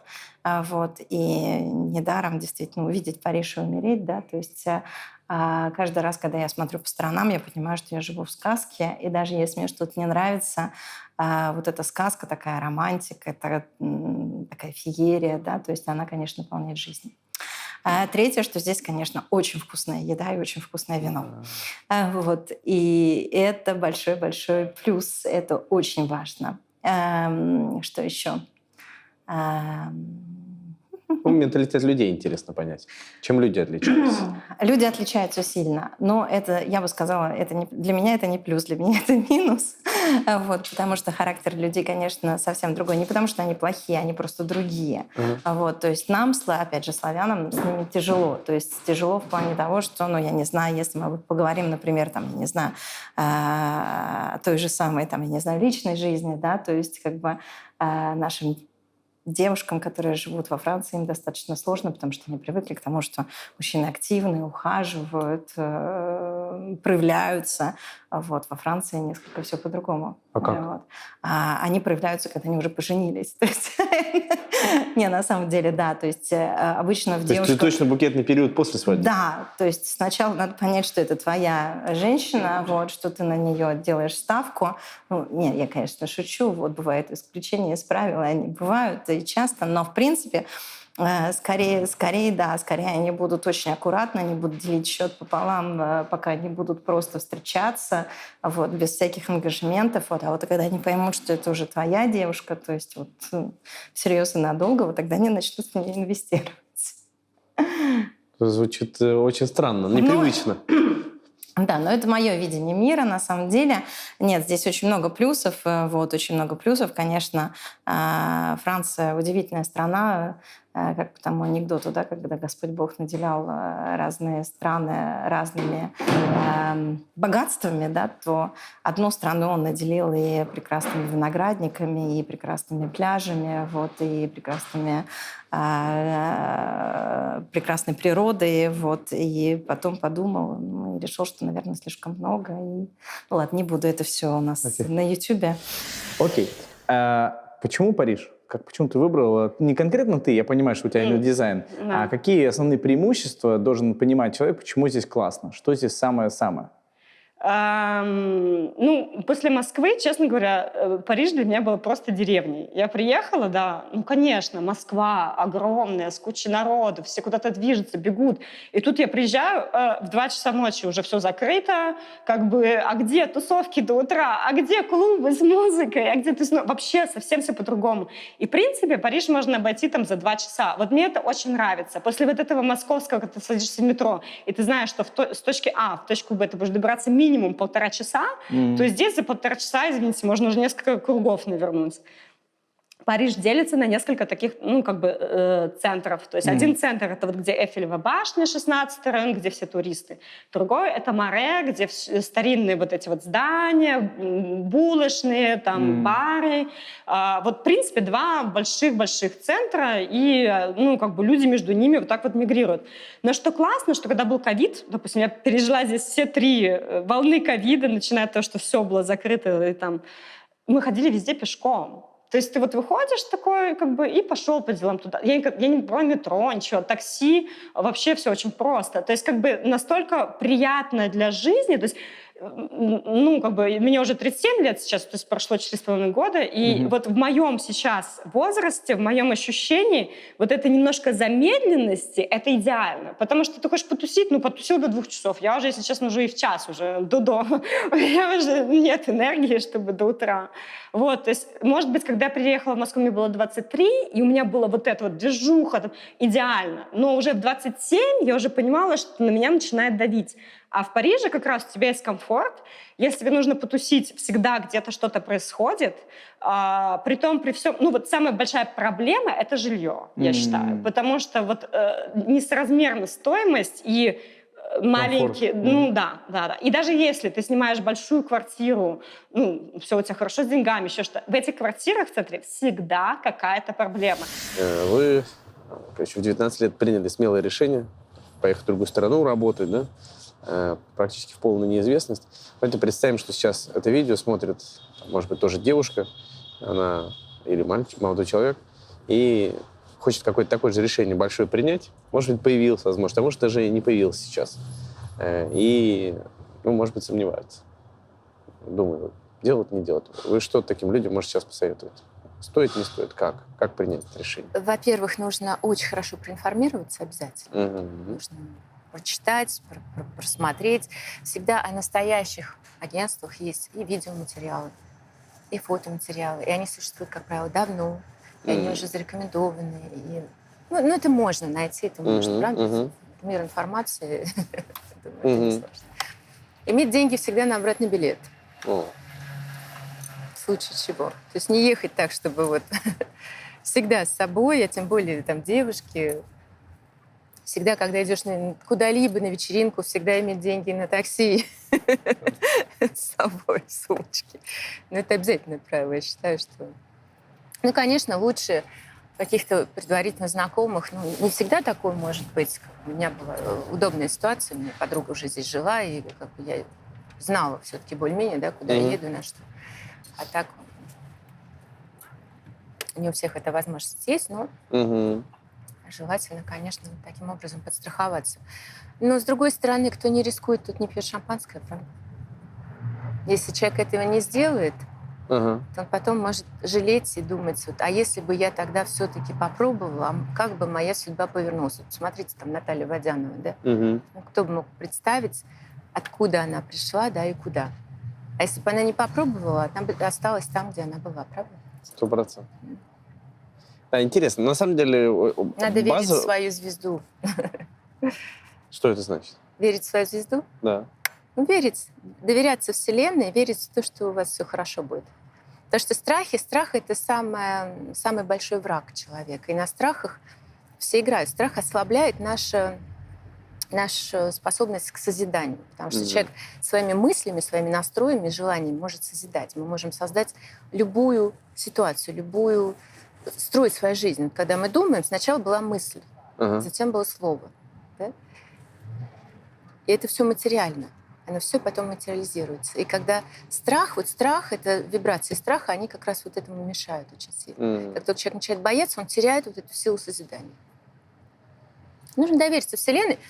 Как я сказала, вот, подстраховаться, опять-таки, от слова «страх». Да, подстраховаться. Я очень люблю этимологию слов. Интересно, много понимаем скрытого смысла. Иметь деньги на обратный билет. Всегда деньги на такси. Откуда ты? Куда бы ни пошел. Вот. Но мне кажется, когда ты открыт миру и когда ты доверяешь, мир тебе помогает, Вселенная тебе помогает. Ну, звучит, кстати, как очень базовая, но Оно так и есть. формула, но при этом не все так действуют. Что вначале ты проинформируйся, разберись, чтобы прежде чем принять решение. Потому что вот эта идея, с головой все, прыгнул. Нет, с головой не надо, нет. Ты сначала чуть изучил, дал себе время, неделю-две, поизучал информацию хотя бы, правильно? Когда уже базу какую-то разобрался, более-менее, где, что, чего, как, какие риски и сложности. Дальше, если ты 3 года будешь это изучать, все равно ничего не поменяется особо. Абсолютно. То есть ты больше сильно не узнаешь, скорее ситуация будет меняться быстрее, чем ты ее будешь успевать потреблять. Чуть-чуть разобрался, более-менее стало понятно, а дальше уже надо принять решение. Рискуешь, не рискуешь. Не рискуешь, тоже нормально, не все надо рисковать. Но если уж рискуешь, иди, прыгай, и все. И получается, что 2 ноги. И разобраться, и рискнуть. Потому что некоторые и не рискуют, и не разбираются. Некоторые рискуют, не разбираются и проигрывают. А если и то сделал, то будет в итоге, скорее всего, будет все хорошо. Даже если так, кстати, обострешься, извините за прямолинейность, я понимаю. Люкс. Я подотрешься. Спасибо. Если обострешься, то подотрешься. Кстати, в компании красивые девушки-модели, мне нравится иметь возможность, что можем прямо говорить. Правильно? Можем прямо. Что сглаживать, все как есть. Финально, кратко. Да. Вот сидит человек, смотрит это видео и хочет принять какое-то большое решение. Может быть, переехать, может жениться, может еще какой-то бизнес открыть. Любое большое решение. Сомневается. Что ты можешь ему посоветовать?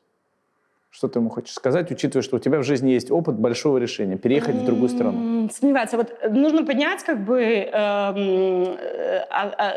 именно за сомнения вас одолевает. То есть сомнение того, что ты не заработаешь на себя, или сомнение... И в моем случае, когда у меня были эти сомнения, я просто все выписывала, да, и по каждому пункту я делала Google Research. То есть я забивала, что вот в этой ситуации или в той ситуации, еще что. Очень помогает комьюнити. То есть, допустим, в Facebook далеко ходить надо. Есть группы русские. Запрещенная организация. Продолжайте. Да, извините. Ничего страшного. Может быть, Facebook плохой пример, но... Запрещенная организация. Продолжайте. Есть, собственно, социальные какие-то места, где можно найти людей, я уже поперхнулась прям, Все нормально. которые могут тебе чем-то помочь. И, допустим, есть русские в Париже, очень большая это, есть белорусы в Париже, есть там американцы в Париже. То есть это группы, чатики в соцсетях, где можно добавиться, что-нибудь спросить, и вы помогаете. Да, даже если предложение для соседей, то есть найти своих соседей. Вот у тебя адрес, и через это предложение ты можешь найти типа next door, и у тебя есть какие-то вопросы, любой вопрос. По помощи тому, ты пишешь. Даже есть группа моего города, вот, где где я живу. Сейчас я передвинулась на окраину Парижа, и там я просто могу снимать себе больше помещений, работать. И там есть группа этого города, и они настолько все друг другу помогают. То есть вот если тебе нужна вот эта вот какая-то первая твоя то ты можешь найти просто вот тех людей, которые тоже сделали это, и тебе это даст возможность немножко успокоиться и понять, что они все через что-то проходили. И, возможно, первых друзей, кто знает. Когда ты приедешь, ты не будешь один, и ты можешь просто тупо с кем-то поговорить, выйти на бокал, или там, ну, вот это. Я думаю, что... Супер, спасибо тебе большое, 5. Окей, финал, последний вопрос и очень короткий ответ. Хорошо. Сидит сейчас, смотрит нас человек, не знаю, в Минске, в Саратове или еще где-то, и думает о каком-то своем большом решении. Может быть, переехать, например, в одну сторону, в другую, или жениться, развестись, открыть бизнес. Какое-то большое решение, например, переехать. Ну, может быть, не до конца решается. И что вы кратко можете посоветовать? Что делать? В это время? Ну, конечно. В это непростое время. Это ролик будут смотреть и через 5 лет. Я думаю, сначала понять, насколько вообще культура, страна, менталитет близки. Я думаю, что это первый и самый важный вопрос. Потому что ехать в страну, которая тебе не отзывается с точки зрения как бы твоего видения мира, ценностей, опять же, менталитета, на мой взгляд, это очень опасно, потому что можно очень быстро, можно остаться одиноким, вот, и это будет тяжело, потому что человек так устроен, что ему нужно найти людей, которые разделяют его ценности, его взгляды, и ему должно быть комфортно. Да. Я думаю, что это первый, самый важный вопрос. Ну, а потом, конечно, естественно, нужно выяснить, насколько это возможно. Во Францию раньше было, по крайней мере, достаточно легко приехать по студенческой визе, то есть они всегда были открыты к студентам, вот, и здесь очень хорошее образование, поэтому, в принципе, если ты владеешь французским... выучить французский язык, естественно, потому что французы не любят говорить на другом языке, нежели французский, даже если они владеют английским языком, иногда, редко.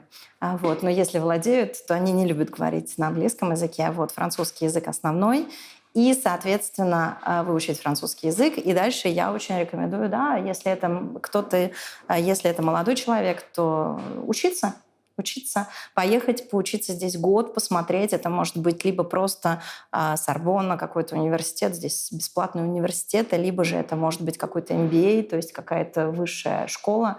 По крайней мере, это дает сразу возможность попасть в эту среду, обрастись какими-то знакомыми. У них очень принято то, что называется ассоциация выпускников. То есть это, в принципе, как бы сразу тебе создает такую сеть контактов достаточно мощную, вот, с которой ты уже можешь дальше взаимодействовать. Но это я говорю, естественно, как бы, опять же, ближе к моей сфере. Если просто человек приехал, там, я не знаю, убираться, заниматься, то есть какой-то такой простой работой, то это, конечно, другой вопрос. Но все равно узнать страну. Супер! 5. Спасибо большое. Завершение. Да. Сидит сейчас человек где-нибудь в Саратове, в Самаре, и думает, может быть, тоже мне бы хотелось во Францию или еще куда-нибудь. Или любое вообще другое большое решение принять. Но пока не принял. А вы уже, смотрите, переехали, живете в другом месте, язык еще выучили. Что вы такому человеку можете посоветовать? Путешествовать, в первую очередь. Я следую за своей мечтой. Может быть, прописать какой-то такой бизнес-план своего переезда, потому что это все нелегко. Понять, что это не будет вот таким щелчком, что этот человек возьмет рюкзак и откажется под Эйфель башней, и тут его будут окружать омары, черная икра и бриллианты. Безусловно, нет. То есть понимать, что большая работа и иммиграция — это нелегкий труд. В том смысле, что я уже 12 лет здесь, я совсем недавно получила свой французский паспорт, и я понимаю, что я уже не до конца самарская девчонка, но никогда не стану француженкой. То есть это вот эта иммигрантская душа, которая, она остается всегда... Самар-парижская, да. То есть она остается... волжанка-парижанка я себя называю. То есть я остаюсь всегда где-то посередине, но очень богатая, потому что у меня есть 2 культуры, потому что у меня есть и мой самарский бэкграунд, и вот эта французская культура, которую я обрела за последние 12 лет. Это словосочетание «самарский бэкграунд». Я думаю, что это только в Париже могли так произнести. принести? Слушай, девчонки... Привет, Самара, ребята. Привет с бэкграунда. Ну что, может быть, по круассанчику немножечко? Можно по шампанскому. Я уже полдня здесь, уже начинаю пропитываться бэкграундами с Сейчас круассаном. время аперитива. уже. Да, кстати, уже сыр, ветчина и красненькая. Девчонки, Да. сыр и Пойдём, ветчина, вы скорей. что? Это, пожалуй, это я люблю. Так, Пойдём. а ты что, другое сказала? Но я имела в виду, если он ваш Да. гипотетический человек, наш Да. зритель, который только думает, а вот не пойти ли мне куда-нибудь, Куда-нибудь, да. я имею в виду, что в первую очередь, конечно, нужно просто желание путешествовать, хотя бы узнать, что за калиткой у тебя, не знаю, в следующий город съездить хотя бы, потому что это безумно открывает вообще возможности, границы, быть любопытным, в первую очередь, ну и наблюдать вообще за действительностью. Согласен. Ну или как минимум начать с того, что смотреть наше видео. Именно так. Да? Потому что это же тоже возможность соприкосноваться Безусловно, быстрее, конечно. больше. Ой, классно. Спасибо вам большое. Пятерочка. Вообще Самарский отлично. бэкграунд Да. сделал мой день. Все, Да, ура. Спасибо. Ура. Классно? Да, супер. Мне захотелось сыр теперь с ветчиной.